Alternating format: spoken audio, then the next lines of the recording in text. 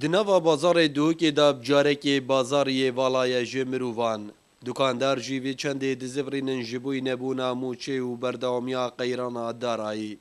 او بهیوینا ده سالانوی دا چاره سریعی جبوی ویرا و شاخراب بهت ادیتن هندی روژا پاشتره قیران یا اودید بیتو عالم جی فقیره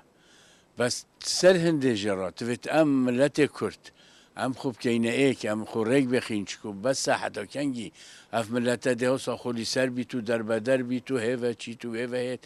گون هیا اف کردت ما تویت خوب بهنه سر ریکه ويكوفي بخو سيك جالا كوميريا يعني او مشتري ابو ماتيجي بيت قيرانه بدستي برينو كبينشش ورقه ويكوفي بدصات الزراجي ناتش يعني اجي هات نمعاشة قيرانه امجي هاري كاريت که هنديش ما بيت امجي تينا خاري السحره ان شاء الله 2018 بلكي تشيت اللي بيتن ما هيفياش خدي هاي 2017 راستی گره تاثیر خود من کرد چه مشتری هات دکان وجیده بشتم قیران هاری مبکن هر وی چنده هاریت کن بس اوی امچین دف قماشتین اوجی نزاید قیران چیه خبره آنی هندیه آنجی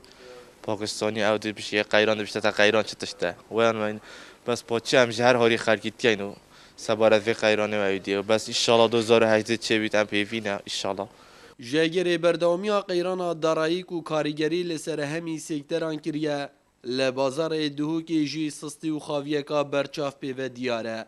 گلیجه دکانداران جبر نبونا کاری نچارده بین کرین خوال مال بینن و بدن لی نشن دستا جه کار خو بردن وکاو دبیجن کو چاوری سالانویت کن جارکا دی روش آسایی ببیت و دست به کار خو بکنه و اوجی دزفرید جبوی وان 4 سالên pirê qeyran ku Herêma Kurdistanê vegertî. Jar Mihemed Kursat News Duhok